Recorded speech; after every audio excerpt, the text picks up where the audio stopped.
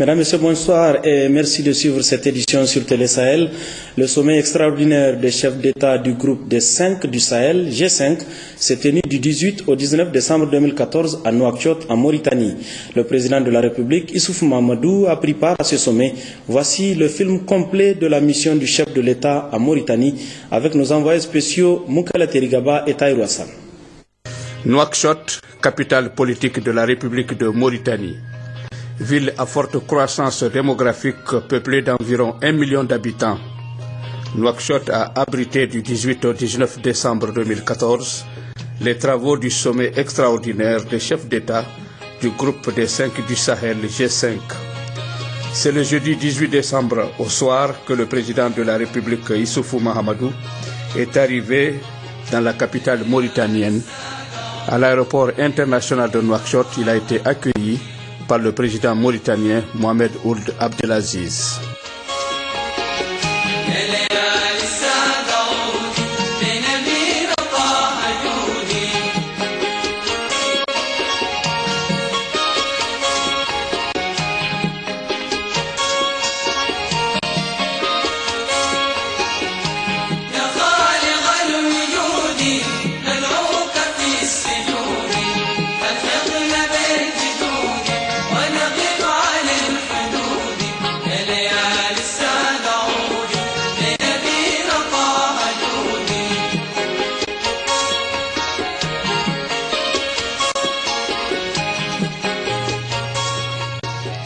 Vendredi 19 décembre 2014, arrivé au palais des congrès de Nouakchott, des présidents Ould Abdelaziz de Mauritanie, Mahamadou Issoufou du Niger, Ibrahim Boubacar Keïta du Mali, Idriss Déby Itno du Tchad et Michel Kafando du Burkina Faso.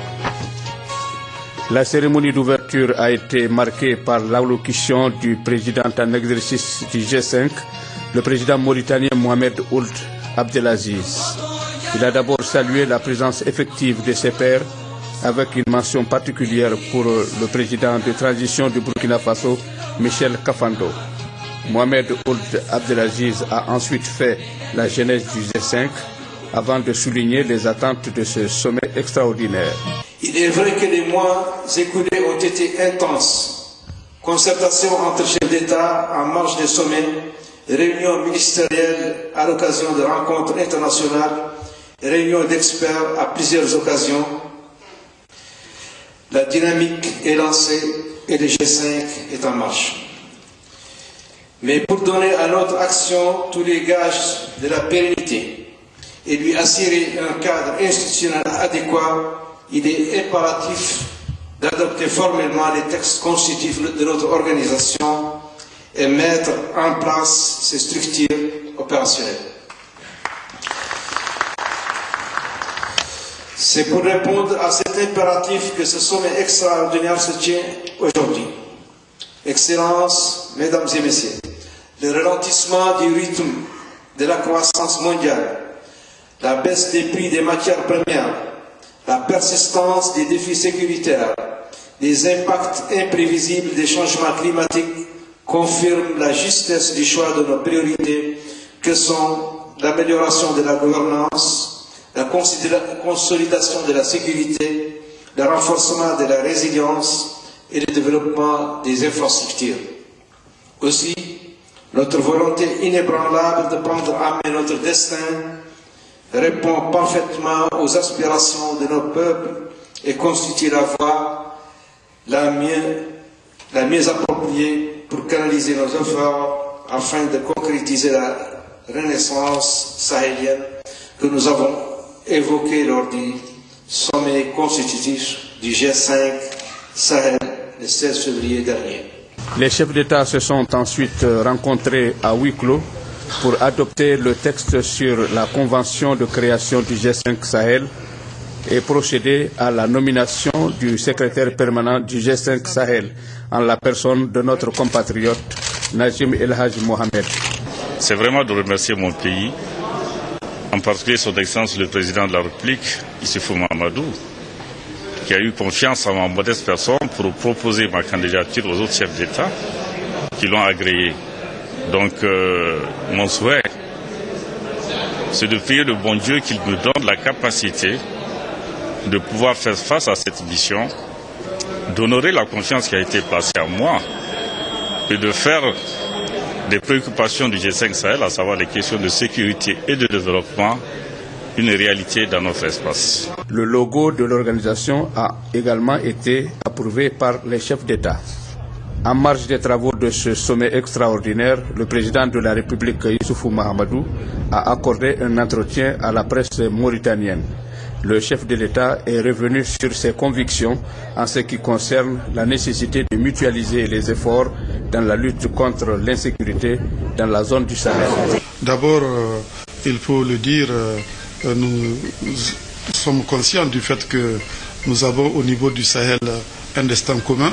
Et c'est cette conscience du destin commun qui nous a amené à mettre en place le groupe des 5, le G5 Sahel, composé de la Mauritanie, du Mali, du Burkina Faso, du Niger et du Tchad. Et paradoxalement, c'est que la prise de conscience d'un destin commun est renforcée avec la menace terroriste. Donc, quelque part, le terrorisme va contribuer à accélérer le processus d'intégration de nos pays.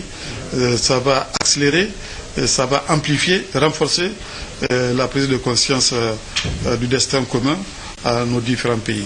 Et la mise en place du groupe des 5 de Sahel permettra de mutualiser nos capacités de renseignement et nos capacités opérationnelles pour faire face à la situation. Moi, ma conviction, c'est qu'à terme, le terrorisme sera vaincu. La pauvreté et le terreau sur lequel se développe le terrorisme, on est tous conscients de cela. Il y a eu beaucoup de stratégies qui ont été élaborées pour le Sahel, des stratégies nationales. Il y a une stratégie de l'Union européenne pour le Sahel, il y a une stratégie de l'Union africaine pour le Sahel, il y a une stratégie de la CEDEAO pour le Sahel et une stratégie des Nations Unies. Toutes ces stratégies, on a décidé de les agréger dans une et même stratégie qui va porter sur plusieurs volets. Il y a le volet sécuritaire, il y a le volet résilience, il y a le volet développement humain, il y a le volet gouvernance. Et c'est un peu dans cette direction-là que nous allons travailler, étant entendu qu'à court terme, la solution face aux menaces est sécuritaire, mais à long terme, la seule solution, c'est le développement économique et social.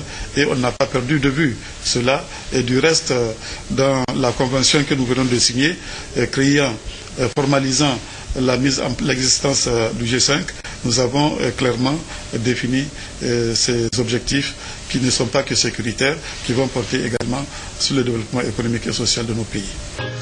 Les chefs d'État du groupe des 5 du Sahel se sont quittés en se donnant rendez-vous pour la prochaine rencontre en début d'année 2015 à N'Djamena, au Tchad.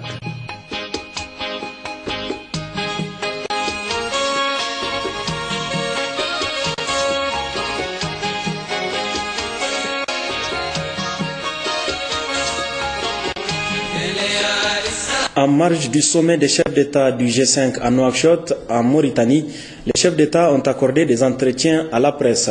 Nous vous proposons ce soir l'entretien accordé à la presse par le président de transition du Burkina Faso, Michel Kafando, qui participe pour la première fois en tant que chef d'État au sommet du G5.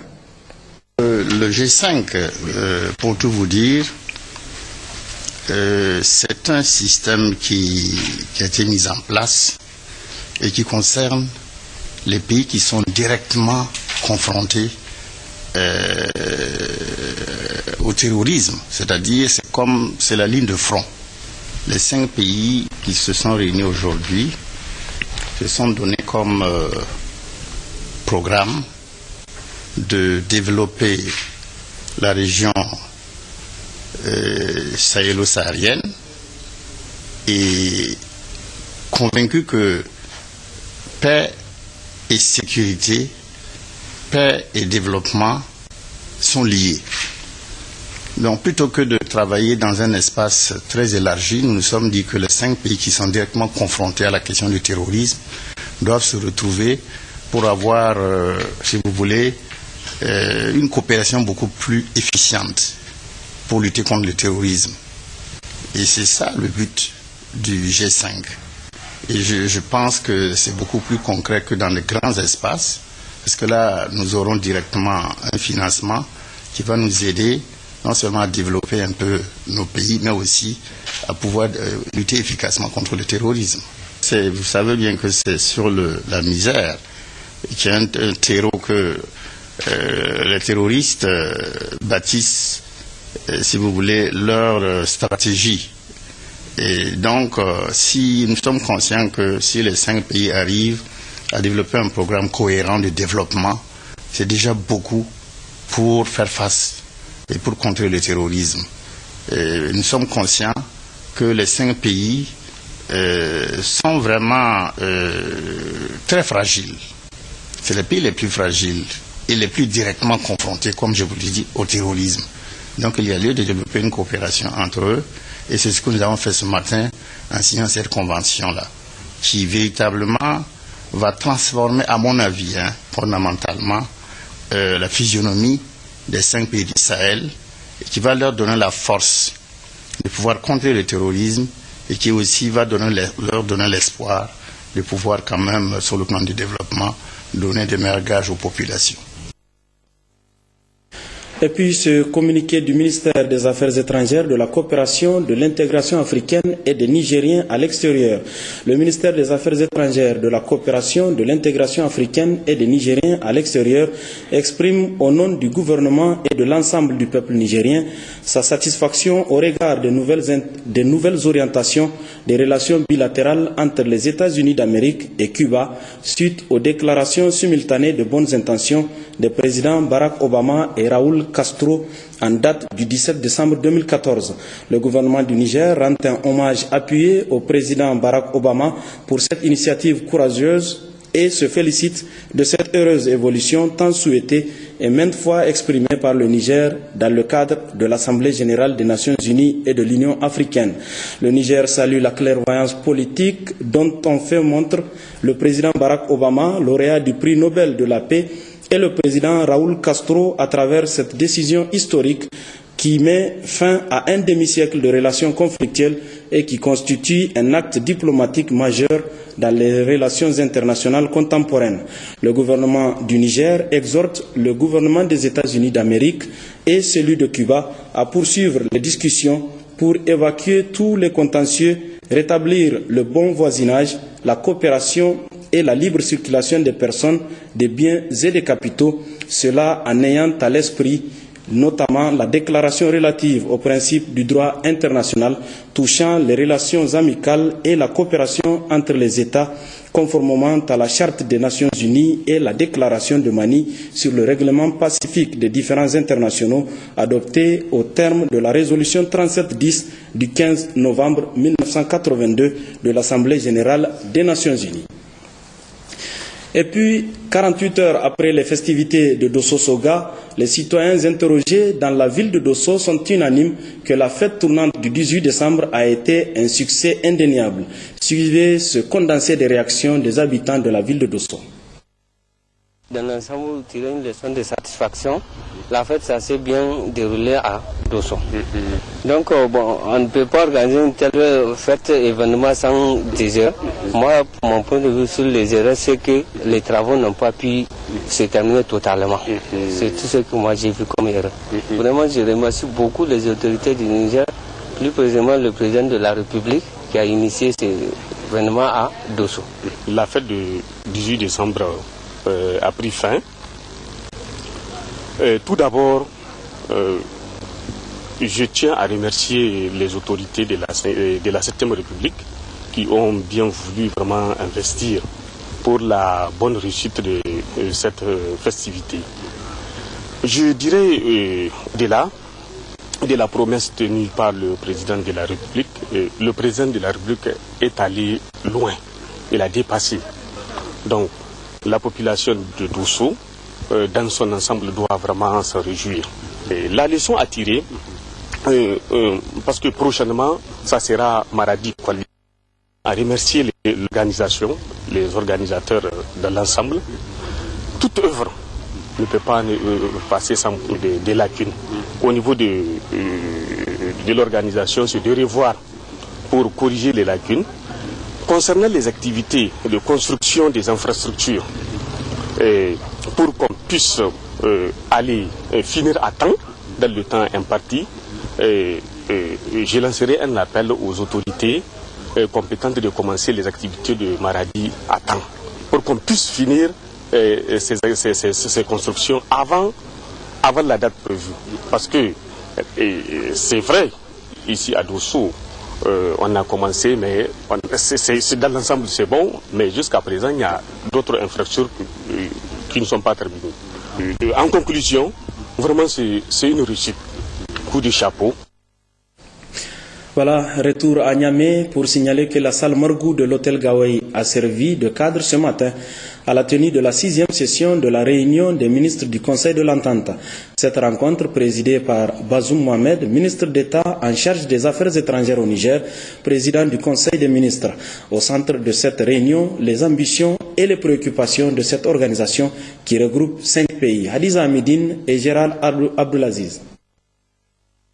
Après la réunion du comité des experts du Conseil de l'Entente tenue les 16, 17 et 19 décembre dernier, l'heure est donc maintenant au Conseil des ministres qui a sa 6e session ordinaire d'apprécier le rapport et les recommandations soumises à son appréciation par les experts. Le président en exercice du Conseil des ministres, lors de notre dernière réunion, M. Issoufou Mahamadou s'était engagé à s'investir pleinement afin que soit ravivée la flamme de l'entente pour éclairer la marche de nos pays, la main dans la main, sur le chemin de la paix et du développement socio-économique harmonieux. Cette 6e session ordinaire du Conseil des ministres portera ainsi sur de nombreuses questions, notamment sur l'examen du projet du budget de l'année 2015 du Conseil de l'Entente, ce budget qui prendra en compte les grands chantiers convenus dans le plan stratégique 2013-2016 et les orientations des chefs d'État. Il faut dire que dans ce plan stratégique 2013-2016, les 5 pays du Conseil de l'Entente qui sont la Côte d'Ivoire, le Bénin, le Togo, le Burkina Faso et le Niger se sont fixés d'ambitieux objectifs. À savoir tout ce qui concerne la paix, la sécurité, le développement et aussi les activités culturelles. Le Conseil de l'Entente va donc s'associer à un certain nombre d'activités culturelles dans l'espace, telles que le FESPACO, telles que la lutte ici au Niger et dans les différents pays. Il va poursuivre son programme d'électrification et d'hydraulique villageoise qui a commencé en 2014 et ce programme sera amplifié en 2015. Les conclusions de cette 6e réunion ordinaire des ministres du Conseil de l'Entente seront à leur tour soumises à la prochaine conférence des chefs d'État qui aura lieu toujours à Niamey. La fondation Gouri Vie Meilleure de la première dame Hajia Aïssata Issoufou est venue ce matin en appui au Centre national de référence de la fistule obstétricale CNRF et aux femmes victimes de la fistule qui sont suivies dans ce centre. C'est la directrice exécutive de la dite fondation, Mme Toujani Saratou Malamgoni, qui a remis le don composé entre autres de matériel chirurgical, de consommables et de médicaments au directeur du CNRF. Nous retrouvons Gérard Abdelaziz. Du matériel chirurgical, des médicaments et des consommables pour permettre au Centre national de référence de la fistule obstétricale CNRF de prendre en charge ses patientes pendant au moins une année, mais également des foyers à gaz et des ustensiles pour les femmes victimes de fistules hospitalisées au niveau du centre. Telle est la composition de cette aide de la Fondation Gouri Vie Meilleure de la première dame Hajia Aïssata Issoufou en partenariat avec Waha et Direct Relief. La première dame, Hajia Aïssata, pense que c'est injuste de ne pas s'occuper de ces femmes qui sont victimes. Le ministère fait beaucoup d'efforts pour ce centre, mais aujourd'hui, elle pense que le centre a besoin de son appui pour la guérison de ces femmes fistuleuses. Gouri Vie Meilleure n'est pas à sa première intervention au CNRF et chez les femmes victimes de la fistule obstétricale, un partenariat fructueux salué par les bénéficiaires. Je ne passerai pas sous silence le précédent don, il y a de cela un an, que vous avez mis à notre disposition à peu près la même quantité de consommables de médicaments et d'instruments qui ont été bien utilisés. Et c'était même ressorti dans le rapport annuel que j'ai transmis aux partenaires. Et c'était sur cette base que nous avons pu ensemble planifier ce dont que nous recevons aujourd'hui. Donc merci énormément. La fondation Gourivi Meilleur de la première dame Hadja Aissata Issouf intervient dans les domaines de l'éducation, de l'environnement et de la santé où elle œuvre pour l'amélioration des conditions de vie des populations en favorisant l'accès aux soins de santé à la mère et à l'enfant. À Dosso, lancement ce matin des activités de l'usine de bouteilles de gaz Ibogaz SA. C'est le ministre de l'Énergie et du Pétrole, Foumakoy Gado, qui a procédé au lancement des activités de Ibogaz. Récit Habibou Bako et Manuel Aïssido. Au cours de cette cérémonie du lancement officiel des activités de l'usine de bouteilles de gaz de Dosso placée sous le haut patronage du ministre de l'Énergie et du Pétrole, M. Foumakoy Gado, en présence de plusieurs hautes personnalités de notre pays et des pays amis, dont le président du Conseil économique et social, son Excellence M. Moussa Moumouni Germakoy, le ministre de la Jeunesse et des Sports, M. Abdul Karim Amalan, le gouverneur de la région de Dosso, M. Abdoulaye Issa, et le président du conseil régional, M. Himoukaila, le maire de la commune urbaine de Dosso, M. Idrissa Issifou, dans son mot de bienvenue, dira que ce projet s'implante au moment où la ville de Dosso amorce son développement avec surtout l'avènement du port sec et le chemin de fer, avant d'affirmer tous les soutiens des autorités communales pour l'aboutissement de cet important projet de développement économique et social. Pour le promoteur de ce complexe industriel, les perspectives liées à cette entreprise créent beaucoup d'emplois et préservera plus de 7000 hectares de forêt en 5 ans. Au regard des statistiques officielles, les perspectives liées aux activités du Bogaz au Niger nous permettront de sauver sur 5 années d'exploitation environ 17 millions d'hectares de forêt. À côté de cet impact positif concret sur l'environnement, le Bogaz va créer 100 emplois permanents et environ 1 million d'emplois, toutes choses qui influeront positivement sur l'économie locale et nationale en général. Le gouverneur de la région de Dosso, M. Abdoulaye Issa, le directeur général Petrosi de la Côte d'Ivoire, celui du Fonds de solidarité africaine FSA, le conseil spécial du projet chef de délégation du Nigeria et le représentant de la BOAD, ils diront que cette initiative est une immense fierté en tant que voie de développement visant à vulgariser la promotion du gaz qui libère nos épouses de certaines souffrances en préservant notre environnement. En procédant au lancement, le ministre Foumakoy Gado se réjouit de cette action qui vise à promouvoir l'accès à l'énergie. L'accès à l'énergie constitue un axe majeur du programme de la Renaissance promu par son Excellence M. Issoufou Mahamadou, président de la République. Ibogaz est un complexe industriel de 3 entités distinctes dont la mise en exécution se fera en 3 phases. Une première phase, usine de fabrication de bouteilles de gaz. Une deuxième phase, les centres remplisseurs. Et troisième phase, les sphères de dépôt de gaz. Ibogaz se propose donc d'améliorer la capacité de stockage de gaz au Niger et de mettre sur le marché non seulement des bouteilles de 3 kg, 12 kg 5, mais également des centres remplisseurs. Ceci témoigne de la volonté du Bogaz de servir l'intérêt des populations en facilitant l'accès au gaz butane. Ensuite, s'en est suivi une projection de film sur la fabrication de bouteilles de gaz, la pose de la première pierre par le ministre Foumakoy Gado, le tout sanctionné par une plantation d'arbres. La présidente de la haute autorité nigérienne à l'énergie atomique, ANEA, a procédé hier après-midi à Niamey à l'ouverture de la conférence sur la médecine nucléaire. C'était en présence de nombreux invités. Guy Mathieu Théa, à côté Waglassan. Dans son mot introductif, la présidente de la haute autorité nigérienne à l'énergie atomique a situé le décor de cette conférence sur la médecine nucléaire.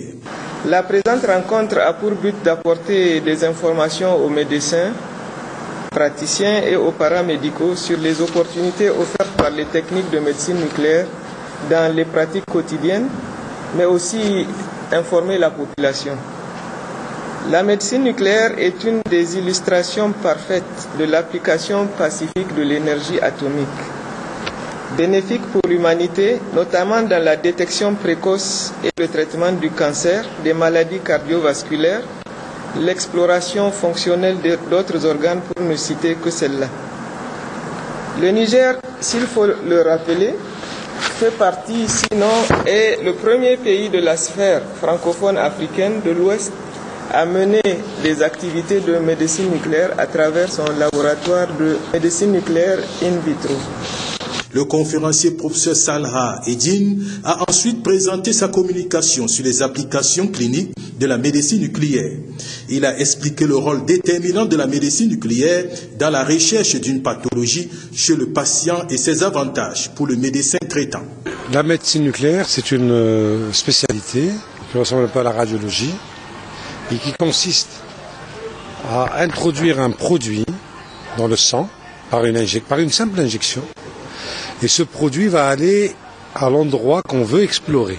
Et sa manière dont il va être concentré au niveau de ses organes, on va voir si l'organe est malade ou pas. Donc on va diagnostiquer si l'organe fonctionne normalement ou pas. Voilà. Alors son importance, elle est capitale. Dans certaines pathologies, il y a certaines pathologies qu'on ne peut pas diagnostiquer sans médecine nucléaire. Sur la fameuse qu'on appelle scintigraphie. Alors le cœur.